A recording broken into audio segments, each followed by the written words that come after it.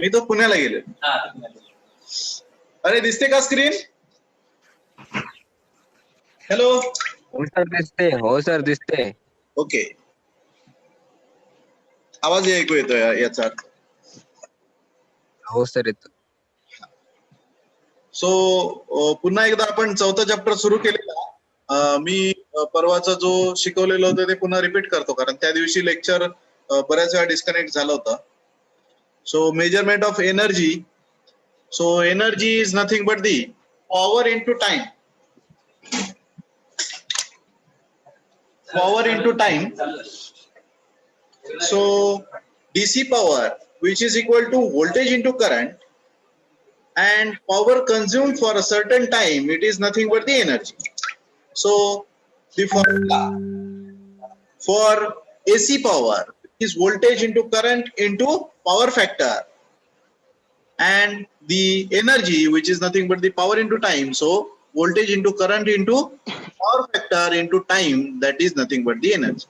So when energy which is consumed for a certain time, we can say integration of instantaneous power. इथे तुम्हाला दाखवलेलं आहे voltage into current. हे instantaneous voltage, instantaneous current small लेटरने दाखवतात, लक्षात घ्या.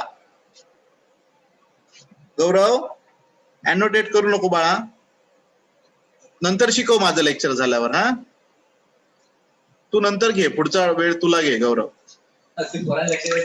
So instantaneous voltage into instantaneous current with respect to time, म्हणून इथे V स्मॉल दाखवलाय. आणि इंटिग्रेशन याचा अर्थ काय, तर त्या सगळ्या इन्स्टंटेनियस व्हॅल्यू आपण एकत्र करतो आणि त्यावेळी आपण काय घेतो, the integration of all values of power with respect to the total time from 0 second to the final time t.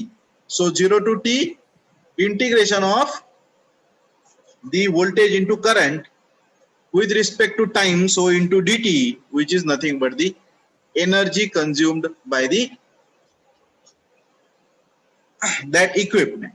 So if V is expressed in volts and I is expressed in current and t is in second, the energy which is nothing but the watt second, or we can say the 1 watt second is nothing but the joule.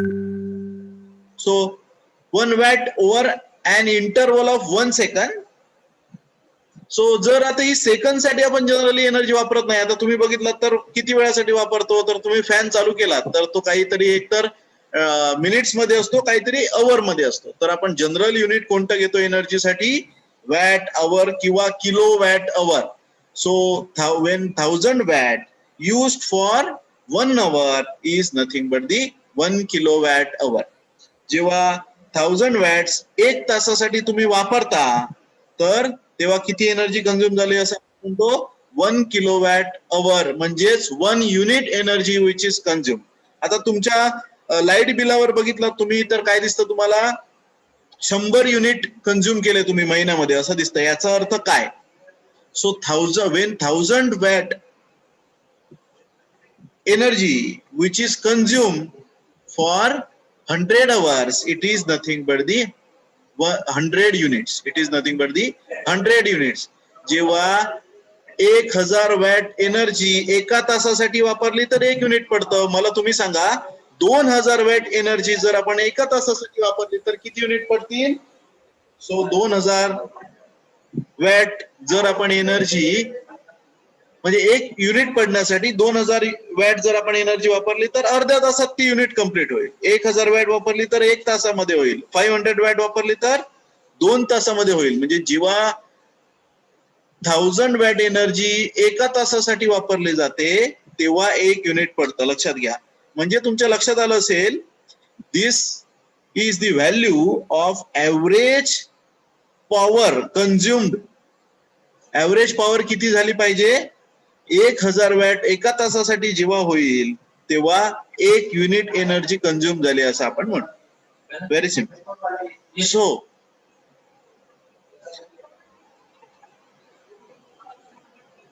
साहेब गेले काय,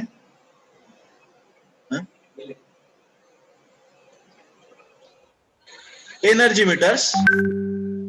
so energy meter which are, तुम्ही जुने energy meter बघितला होता त्याच्यामध्ये disk होती बघा, घराच्या बाहेर जी लाईन आपल्या घरामध्ये येते तिथे काय असतं, एक डिस्क वाला मीटर होता. आता कोणता मीटर वापरतात तिथे? इलेक्ट्रॉनिक्स एनर्जी मीटर वापरतात. पहिला मीटर कोणता होता? हा डिस्क टाईप जो एनर्जी मीटर, ज्याला आपण काय म्हणतो, induction type watt hour meter. काय म्हणतो? Induction type watt hour meter. तर हा induction type watt hour meter वापरत होते. तर हा watt meter actually watt hour meter जो आहे तो ऍक्च्युली कसा पाहिजे आपल्याला, तर बघितलं आपण एनर्जी म्हणजे काय, voltage into current into time. तर ह्या तिन्ही क्वांटिटीज आपल्या वॅट अवर मीटरने म्हणजेच एनर्जी मीटरने मेजर केल्या पाहिजे. लक्षात घ्या, व्होल्टेज, करंट आणि टाइम या तिन्ही क्वांटिटीज वॅट अवर मीटरने म्हणजेच एनर्जी मीटरने आपल्या काय केलं पाहिजे, काउंट केलं पाहिजेत किंवा मेजर केलं पाहिजे. लक्षात घ्या, वॅट मीटर मध्ये आपण काय बघत होतो, वॅट मीटर म्हणजे काय होतं, एसी वॅट मीटर म्हटलं तर voltage into current into power factor. So voltage measure करण्यासाठी एक कॉईल होती वॅट मीटर मध्ये, करंट मेजर करण्यासाठी दुसरी कॉईल होती, आणि पॉवर फॅक्टरची मेजरमेंट जी आहे ती त्याच्या कन्स्ट्रक्शन, मीटरच्या कन्स्ट्रक्शन मध्ये ज्या दोन कॉईल आपण जशा बसवतो त्यामुळे आपल्याला पॉवर फॅक्टर अँगल पण मिळत होता. तर हे झालं व्ही आय कॉस फाय. मग आता इथे व्ही आय कॉस फाय सोबत अजून काय आहे, तर व्ही आय कॉस फाय सोबत अजून आहे what, the time. The time which is also you have to measure. Time पण आपल्याला मेजर करायचा आहे. म्हणजे आपली सिस्टीम जी आहे, so that system is called as driving system. तर त्या ड्रायव्हिंग सिस्टीम मध्ये कंटिन्युअस टाइम मेजरमेंट करणारी एखादी सिस्टीम पाहिजे, बरोबर. त्याच्यानंतर व्होल्टेज आणि करंट यांच्या प्रोपोर्शनल ती सिस्टीम वर्क झाली पाहिजे, अशी सिस्टीम पाहिजे. सो ऍक्च्युली हा वॅट अवर मीटर जो आहे तो त्याचे चार पार्ट किंवा चार सिस्टीम आपण मध्ये त्याला काय करतो, क्लासिफाय करतो. One is driving system, another is moving system, third is braking system and fourth is registering system. So पहिली आपण बघूया driving system. how that meter is drived, and driving which is proportional to the input quantities, means input energy consumed किंवा energy consumed by the load. So driving torque मिळवण्यासाठी आपल्याला काय करावं लागेल, तर ऍक्च्युली तुम्ही वॅट मीटर मध्ये बघितला होता तर काय होतं, करंट कॉईल आणि प्रेशर कॉईल अशा दोन कॉईल होत्या. So current coil which is fixed coil and pressure coil which is fitted on the moving structure. Moving structure वर प्रेशर कॉईल फिट केलेली होती. इथे मात्र बघितला तर दोन्ही म्हणजे करंट कॉईल आणि प्रेशर कॉईल या दोन्ही कॉईल या फिक्स कोअर वर फिट केलेल्या आहेत. बघा दिसतात तुम्हाला इथे, मी अनोटेट करून दाखवतो म्हणजे तुमच्या लगेच लक्षात येईल. अनम्यूट करू नका. So this one is pressure coil. Unmute करू नका, कोणी अनम्यूट केलंय? This one is pressure coil, and pressure coil which is fitted parallel to supply, and another is current coil. आहे कोपऱ्यात आहे डाव्या साईडला. गौरव आहे कोपऱ्यात, आधीच नेला डाव्या साईडला, कोपऱ्यात खाली ठेवलेला आहे. डायसच्या डाव्या साईडला खाली, खाली म्हणजे असा उभाच आहे पण त्या डायसच्या खाली आहे, म्हणजे डायसवर नाही. हा मॅटर आहे तिथे.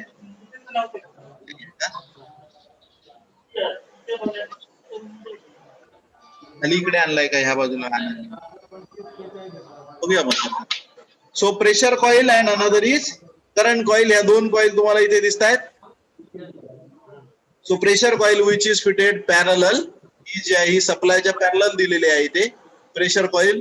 प्रेशर कॉईलच्या अक्रॉस व्होल्टेज म्हणून असणार व्ही व्होल्ट्स. कोणी केलं आहे हे?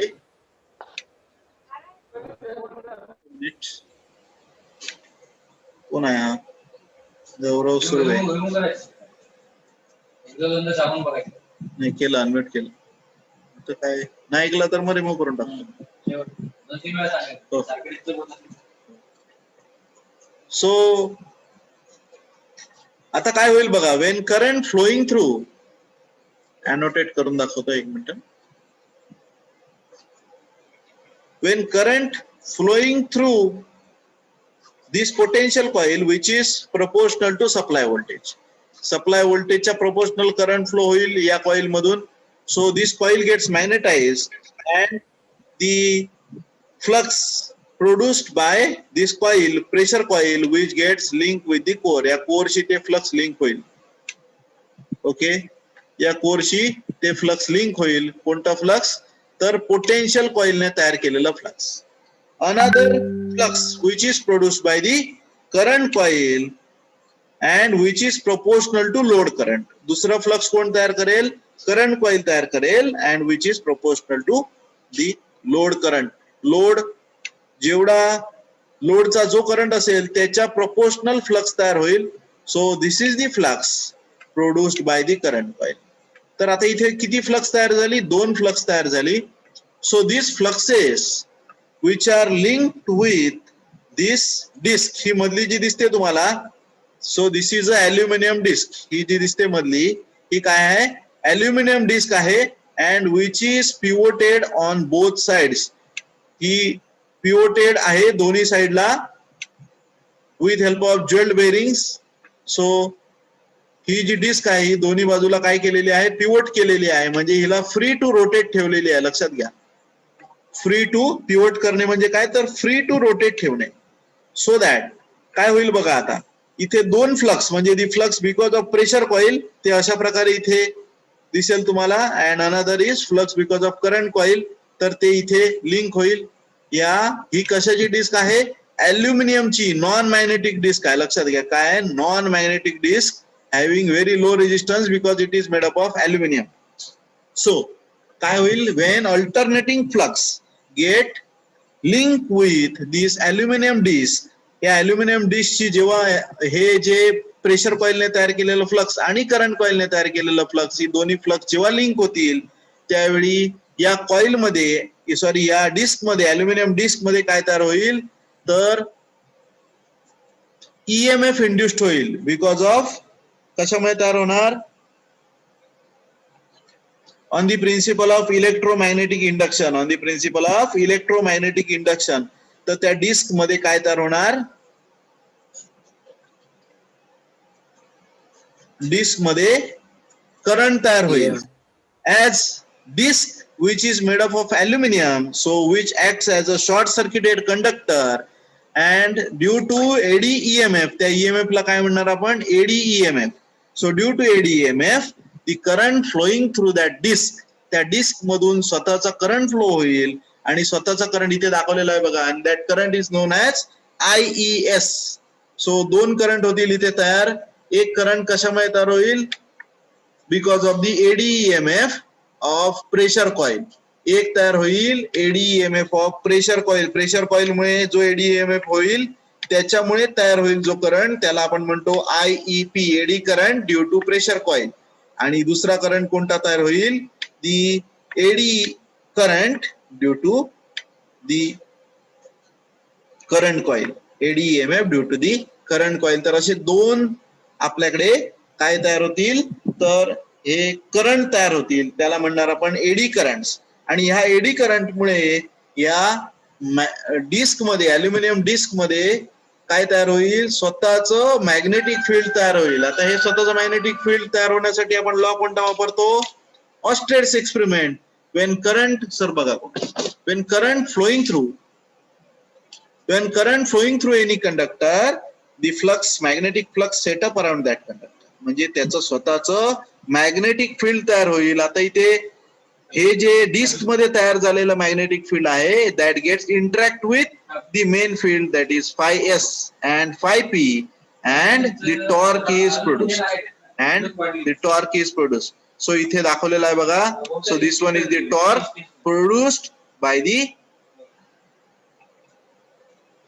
The eddy current due to the pressure coil, and another is the torque which is produced because of the current, eddy current due to the current coil. तर अशामुळे तुम्हाला इथे काय मिळेल? टॉर्क मिळेल. आणि हा टॉर्क या डिस्कला काय करेल? रोटेट करेल. या डिस्कला रोटेट करेल. ही झाली ड्रायव्हिंग सिस्टीम. या सिस्टीमला तुम्ही काय म्हणणार? Driving system. ठीक आहे. तर याच्यानंतर अजून कोणती सिस्टीम आहे ती आपण बघूया.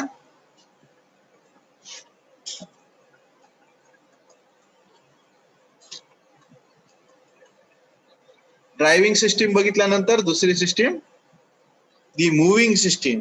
So this consist of aluminium disc. ती पण मी तुम्हाला सांगितली की ज्याच्यामध्ये एडी ईएमएफ तयार होतो.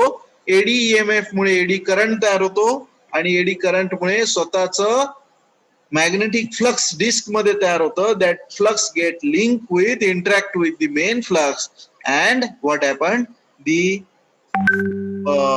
interaction, because of interaction of fluxes, the movement of disk which is there, aluminum disk which is there. So braking system. आता जेव्हा बघा इथे प्रेशर कॉइल ही कायम मॅग्नेटाइज असणार because it is connected in parallel with the supply voltage. Pressure coil कायम magnetise असणार, बरोबर. मात्र करंट कॉइल, करंट कशावर डिपेंड असणार तर लोडवर डिपेंड आहे. करंट कशावर डिपेंड असतो लोडवर. मग फक्त प्रेशर कॉइल मुळे डिस्क जी आहे ती अननेसेसरी फिरू नये, कारण आपण एनर्जी कंझ्युम कधी म्हणणार व्होल्टेज इंटू करंट जेव्हा असेल तेव्हा. जर करंटच नाही आहे तर आपली डिस्क जी आहे तिने काय होता नाही, रोटेट होता नाही. म्हणून एक मॅग्नेट वापरला जातो, permanent magnet, U shape permanent magnet. तो यू शेप परमनंट मॅग्नेट या अल्युमिनियम डिस्कला एक होल मारला जातो आणि त्या डिस्कच्या वरती बसवला जातो. तर का बसवला जातो तर त्या परमनंट मॅग्नेटमुळे तो डिस्कला जेव्हा नुसतं व्होल्टेज असेल, करंट नसेल, तेव्हा त्या डिस्कला तो रोटेट व्हायला प्रिव्हेंट करतो. So the system which is called as braking system. A permanent magnet positioned near the edge of aluminum disc which form the braking system. The aluminum disc moves in field of this magnet and thus provides a braking torque. The position of permanent magnet is adjustable and therefore braking torque can be adjusted by shifting the permanent magnet. So तुमच्या लक्षात आलं असेल की फक्त voltage मुळे disk काय होता नाही, रोटेट होता नाही. नाहीतर काय होईल, जरी सप्लाय असेल तरी आपल्याला बिलिंग होत राहील, एनर्जी बिलिंग. तसं होऊ नये म्हणून इथे आपण काय वापरतो, ब्रेकिंग मॅग्नेट वापरतो. त्याच्यानंतरचं mechanism that is called as registering mechanism, registering system. म्हणजे तुम्ही जी काय एनर्जी कंझ्युम केली जाते ती काय करताय, मेजर करताय. So measure in terms of the counts.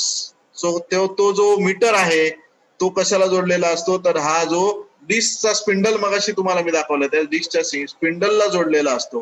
And त्याच्यानुसार तुम्हाला इथे काय मिळतं, registering quantity in terms of what kilowatt hour तुम्हाला डायरेक्ट मिळते. The function of registering and counting mechanism is to record continuously a number which is proportional to the revolution made by the moving system.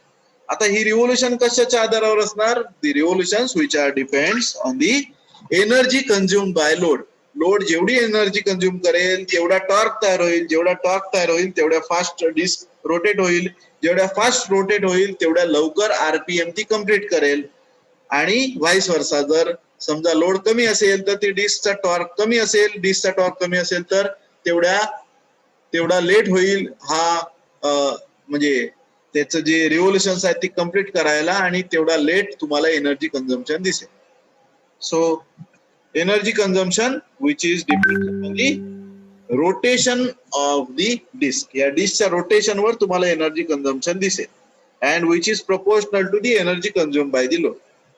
So तुम्हाला theory मी सांगितली की अशा प्रकारे काय तयार होतो, टॉर्क तयार होतो. टॉर्क कशामुळे तयार होतो सांगितलं मी तुम्हाला, पुन्हा एकदा रिपीट करतो. when the pressure coil which is connected across supply and current coil which is connected in series with the load, what happened, the magnetic flux which is constant magnetic flux which is produced by the pressure coil ला दिलेल्या supply नुसार ती स्वतःचा constant flux तयार करेल. that flux link with the aluminum non-magnetic aluminum disc and the EMF induced in that disc called as eddy EMF. Due to eddy EMF, eddy current produced in the disc. Due to eddy current, according to Oersted's experiment, what happened, when current flowing through any conductor, what happened, now this disc act as a conductor and the flux set up around that eddy current. So that flux get interact with main flux and torque which is produced due to pressure coil. And for current coil, same principle which is used. When the flux set up by the current or which is proportional to current gets linked with the disk, the EMF induced in the disk called as eddy EMF due to the current coil, and because of eddy EMF and the continuous conductor which is imaginary conductor, nothing but the disk. So disk म्हणजे imaginary conductor आहे आता short circuited conductor ज्याच्यामधून current flow व्हायला सुरुवात होते. And what happened? The another flux which get linked with the aluminum disc, so that is phi s मी म्हणू शकतो ज्याला, and phi s, because of phi s eddy EMF which is produced in disc, because of eddy EMF the eddy current produced in the disc called as IES, and so that due to the interaction of two fluxes which causes an torque in the induction type meter.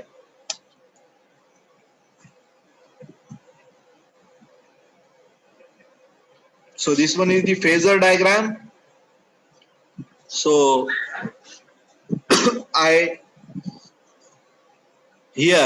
am taking voltage as a reference. So this is a voltage. तुम्हाला annotate करून दाखवतो मी.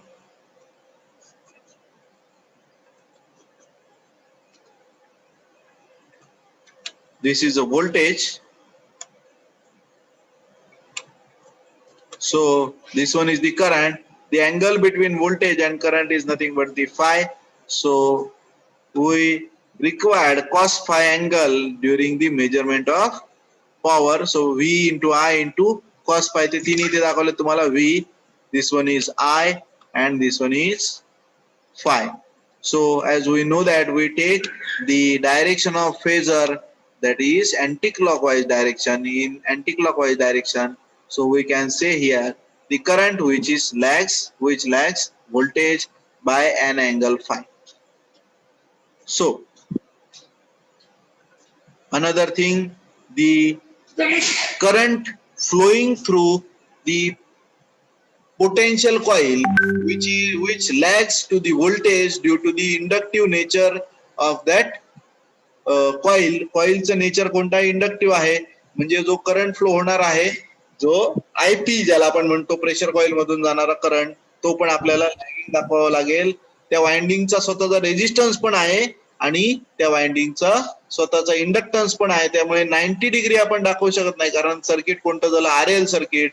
So phasor जो आहे तो 90 पेक्षा कमी डिग्रीने काय दाखवतो आपण, लॅगिंग दाखवतोय. And angle is taken as delta angle. Angle is taken as delta angle, the angle between voltage and voltage and the current flowing through the potential coil, तो जो अँगल आहे त्याला आपण म्हणतो डेल्टा अँगल. सो याच्याच in phase तुम्हाला काय मिळेल, करंटच्या इन फेज IP च्या इन फेज तुम्हाला काय मिळणार इथे, phi p is the flux produced by potential coil.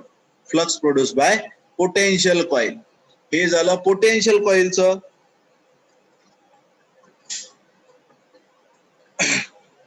दुसरा फ्लक्स कोणता आहे, the flux because of the current coil. So we can say phi s. So that is the flux because of the current coil. So आता phi p मुळे काय होणार तयार, तर EEP, that is the EMF induced in the disc. EEP, it is the EMF induced in the disc. So due to EEP, we get the IEP, that is the त्याला आपण म्हणे eddy current due to the potential coil. Another current or another voltage which is EES due to the phi s. So current कॉइलने जे काय flux तयार केला आहे त्यामुळे जो EMF मिळेल, eddy EMF in the disc, that is nothing but the EES. आणि EES चा लॅग काय मिळेल तुम्हाला, the current. So IES. So like that, the angle between EP and IEP, that is alpha, the angle between EES and IES, that is also alpha. So इथे ही झाली phasor diagram. So इथे लिहिलेला बघा phasor diagram विषयी. दिस supply voltage is applied across the pressure coil. The pressure coil winding is highly inductive as it have very large number of turns and the reluctance of the magnetic circuit which is very small owing to the presence of air gaps of very small length. Thus, the current IP through the pressure coil is proportional to the supply voltage and lags by few degrees less than 90 degrees because of nature of the pressure coil. So this is because the winding has small resistance and there is a number of turns which is there for pressure coil, so the inductance which is more.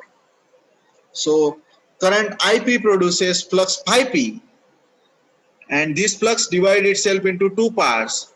So त्याला आपण म्हणू शकतो phi g air gap flux and phi p. See the major part which is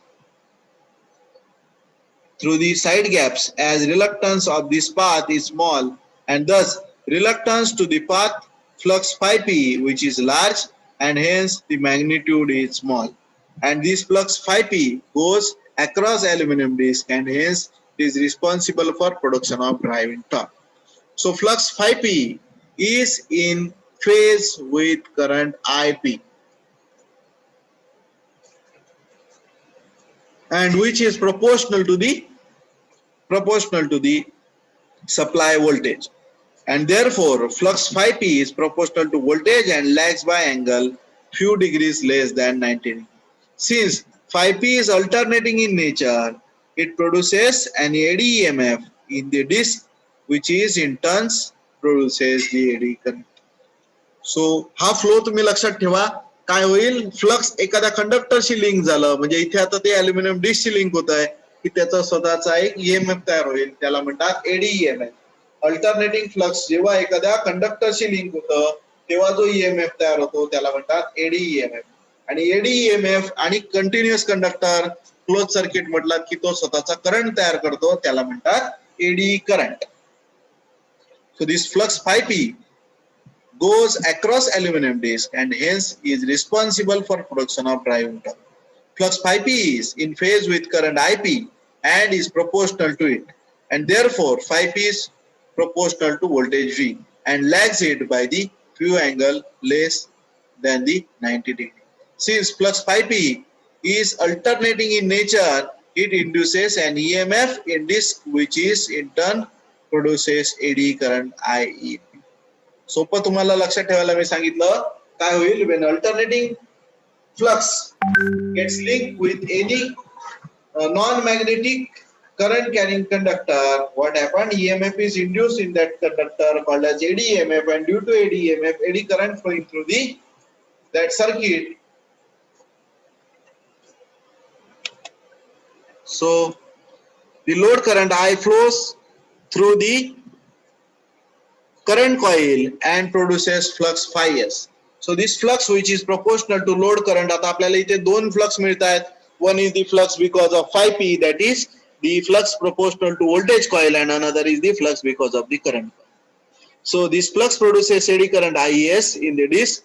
Now the eddy current IES interacts with the main flux phi p to produce the torque, and eddy current IP interacts the phi s to produce the another torque. These two torques are opposite to in each other, and net torque which is the difference of this. So this theory of induction motor which is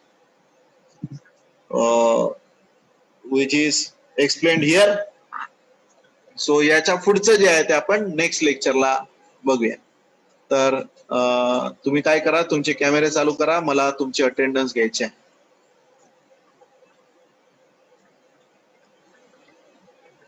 कॅमेरे चालू करा. तुम्ही आहात का बघूया जागेवर.